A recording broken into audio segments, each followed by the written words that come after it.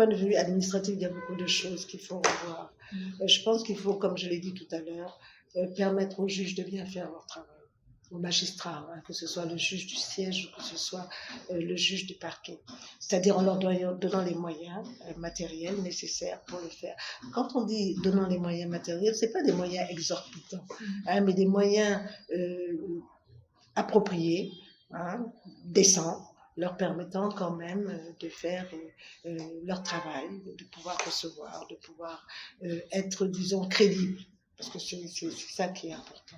Hein. Bien que l'aspect, disons, bureau et tout ça, c'est pas ça qui fait la crédibilité d'un juge, mais sa personnalité et sa façon dont il travaille. Mais quand même, il faudrait qu'il ait les moyens matériels, actuels, modernes, hein, qui lui permettent justement de ne pas avoir un cabinet d'instruction engorgé et qui puisse faire son travail. Ça, c'est un premier point et je pense que à ce niveau-là, l'État doit pouvoir fournir cela. Le deuxième problème, je pense, administratif, je pense que la justice, de par la Constitution, est un pouvoir. Vous avez 3 pouvoirs, l'exécutif, le législatif et le judiciaire. Et l'article 88 dit bien que la justice est indépendante du pouvoir exécutif et du pouvoir législatif, et que ce sont les magistrats, la Cour suprême, des cours et tribunaux, etc., qui assurent cela. Alors, donc je pense que l'indépendance doit se voir à 2 niveaux. Le premier niveau, c'est le niveau personnel du juge.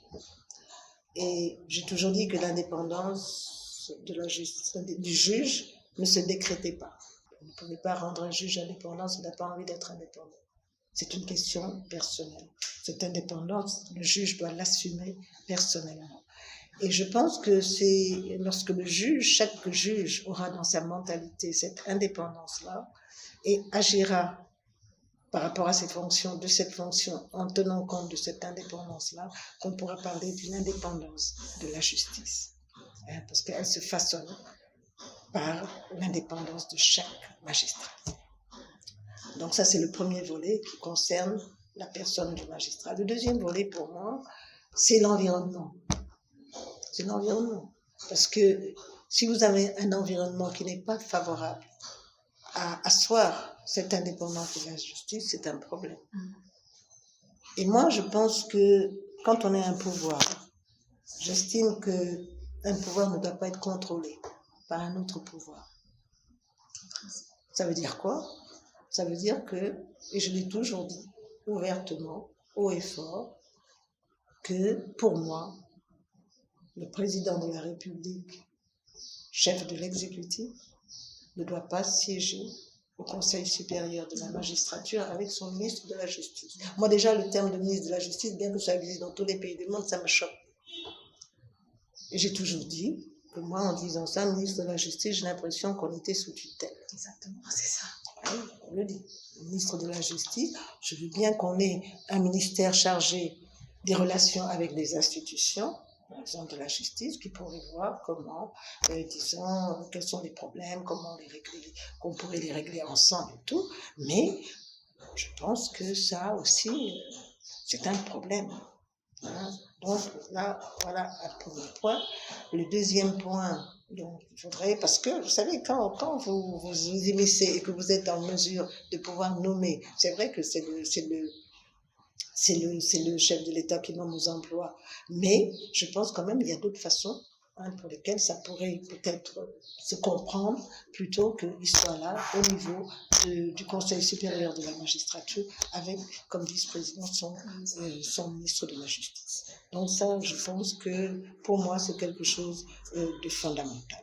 Le deuxième aspect aussi qui est important, c'est le budget. Pourquoi alors que le législatif, l'exécutif, ils ont le budget, pourquoi au niveau du judiciaire, on gère son budget? Hein, je pense que là aussi, bon, c'est pas que la justice devrait elle-même avoir mais il peut y avoir des structures de contrôle qui dépendent de la justice, qui puissent gérer ce budget. Donc voilà donc l'environnement qui doit être favorable. Effectivement, et c'est à l'État à faire en sorte que ce soit garanti. Et sinon, si ça continue comme ça, moi je trouve qu'il y aura toujours une suspicion.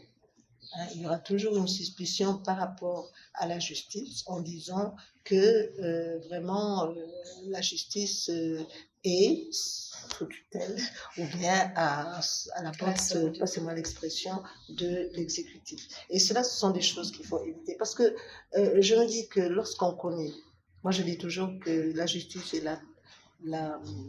l'épine dorsale de la démocratie. Parce qu'un pays où il n'y a pas de justice, c'est un pays qui, disons, glisse de façon inéluctable vers l'anarchie. Parce que les gens font ce qu'ils veulent. À la fin, ils se disent, il n'y a pas de justice, la justice n'est pas crédible. Ils s'occupent de justice eux-mêmes. Et c'est là où commencent les problèmes. Et parce que la justice, son rôle fondamental, c'est de pouvoir garantir les droits fondamentaux de la personne humaine. Et quand elle ne le fait pas, ou on estime qu'elle ne le fait pas, parce qu'elle n'est pas impartiale, à ce niveau-là, je pense que c'est un véritable problème.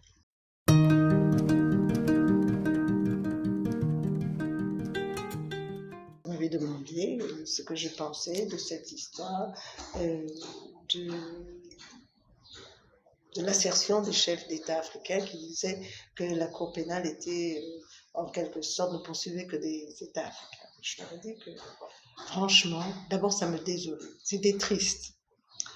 Parce qu'à l'époque, ils voulaient citer la Cour pénale internationale, que c'était triste parce que d'abord, les pays africains sont les groupes, c'est le groupe le plus important, puisqu'ils sont, je pense, 34 au niveau de la Cour pénale internationale, et que d'autre part, c'est une Africaine qui est à la tête de la Cour pénale internationale, en la personne de Fatou Bensouda.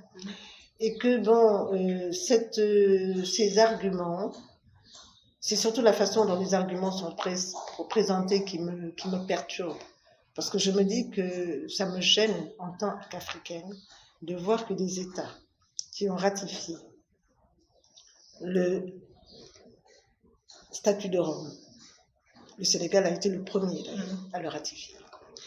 Quand vous allez à la Cour pénale, vous voyez le drapeau du Sénégal, ils ont classé par ordre de ratification, qui est juste après le drapeau de la Cour pénale internationale. Donc c'est le premier. Qui l'ont ratifié, le statut. Et je s'estime que quand vous ratifiez le statut, vous lisez tous les articles du statut. Et quand vous voyez qu'au niveau du statut, c'est l'article 27 qui vous dit que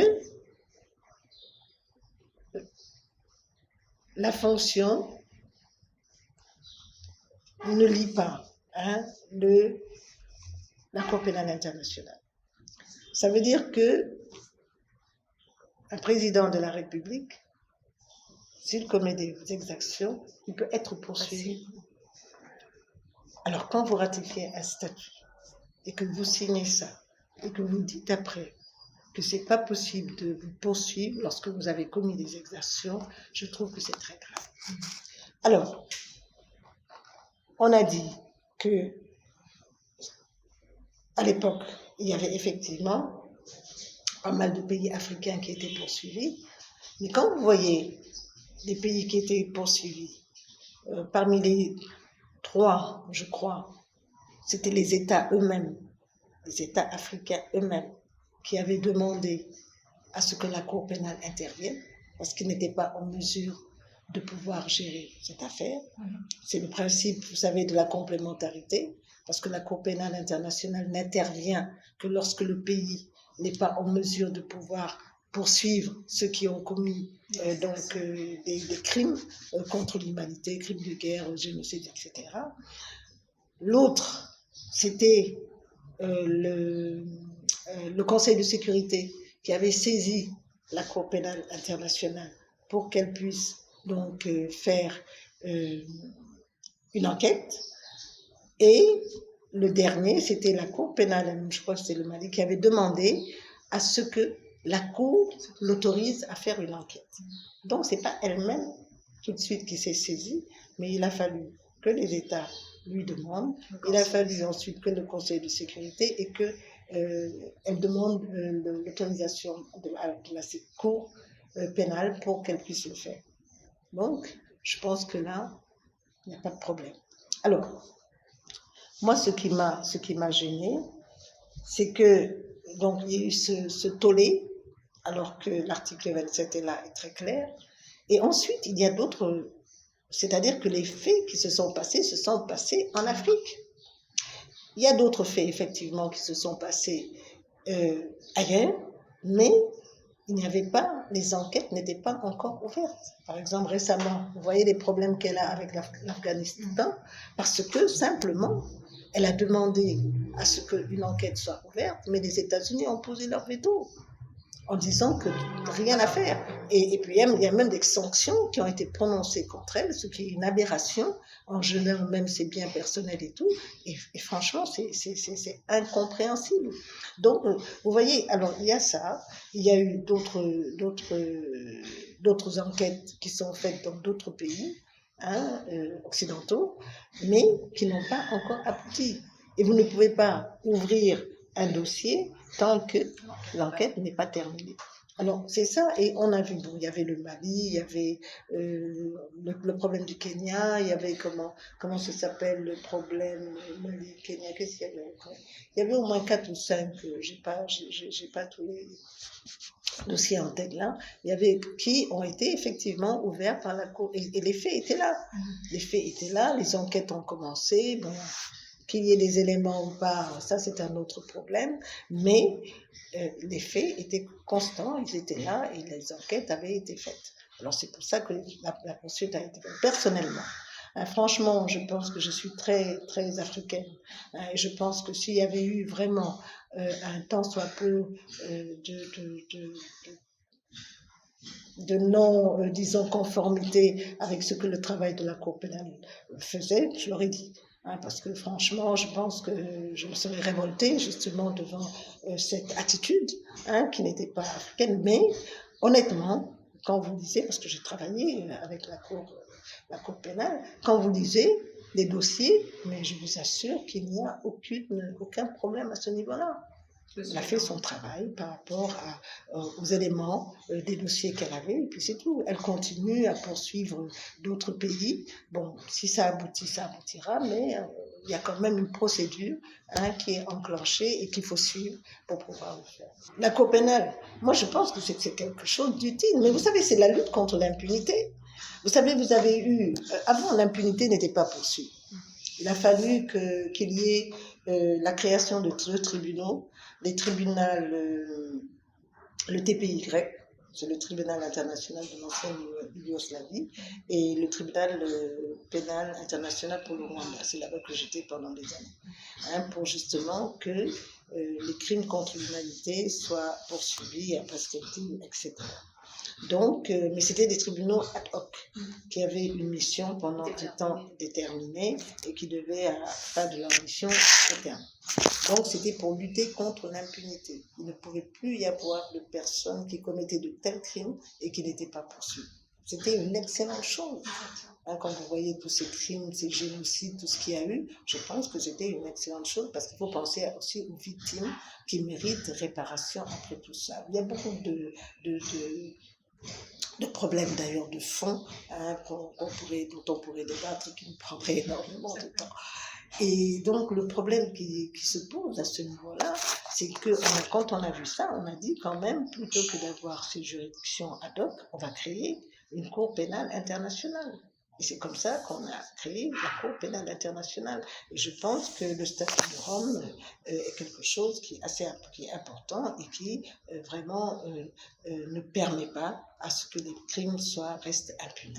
Bon, je pense que là, c'est bien. L'intention était bonne. Pardon ? L'intention était très bonne. Oui, non, mais l'intention. Bon, maintenant aussi, il faut que cette Cour puisse fonctionner.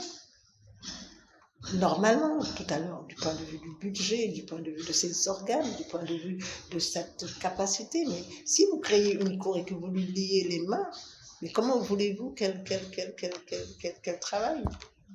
Hein. Il y a ça aussi. Et si vous voulez, et puis aussi, il faut se dire quand même la vérité. On en parlait tout de suite, c'est politique. Il y a beaucoup de politique. Dans ça, il faut dire les choses telles qu'elles sont. Il y a beaucoup de considérations politiques et on laisse très peu de place au droit par rapport à ces considérations politiques-là.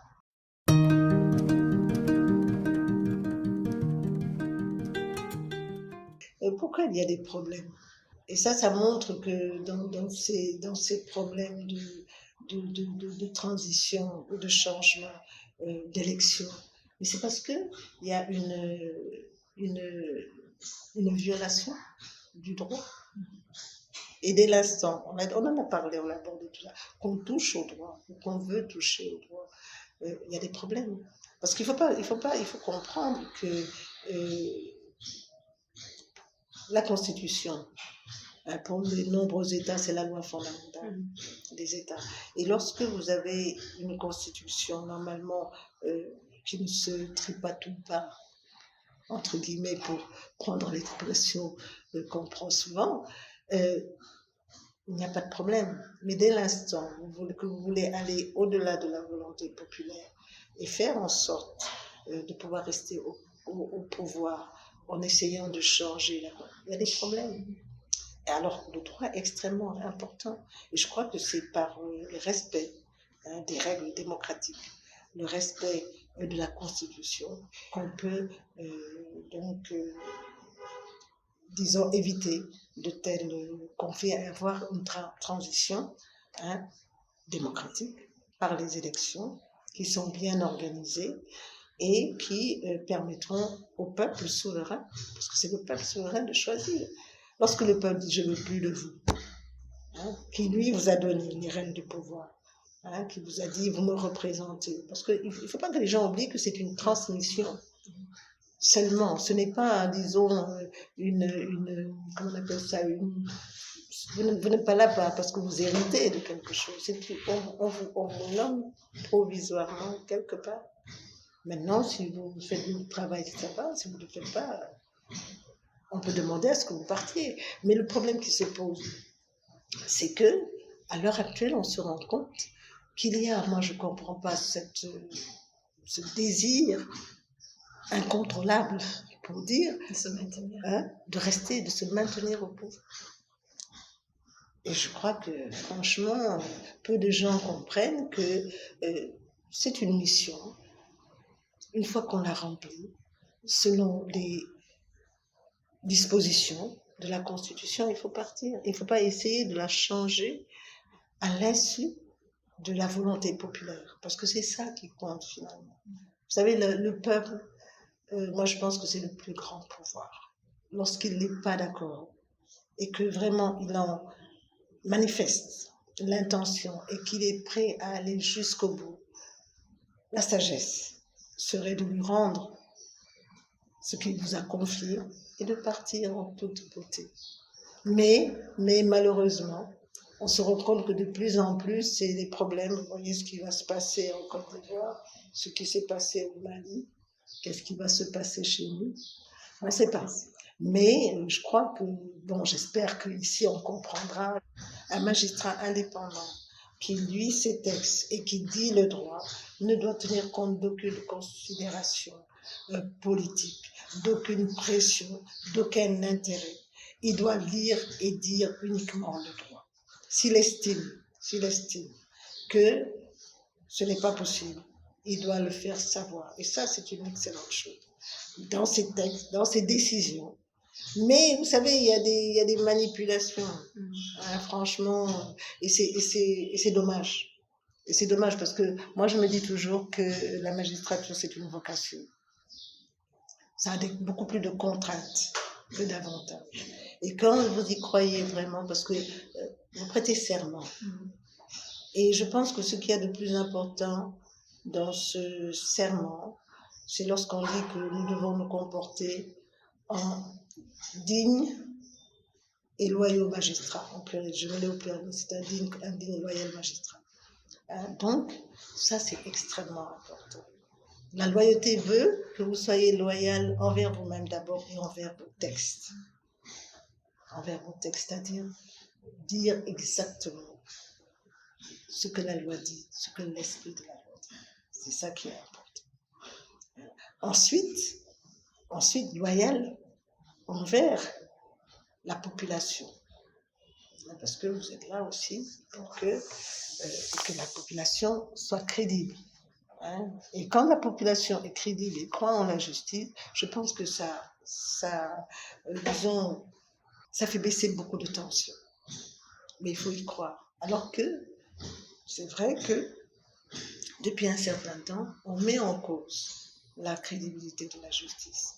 Et je pense qu'il importe que les magistrats, disons, réagissent pour retrouver cette aura d'avant où vraiment le magistrat était respecté. Et je crois que, bon, il faut que tout le monde s'y mette. Et tout part de cette indépendance-là et de cette vocation où nous devons simplement tout faire en notre âme et conscience.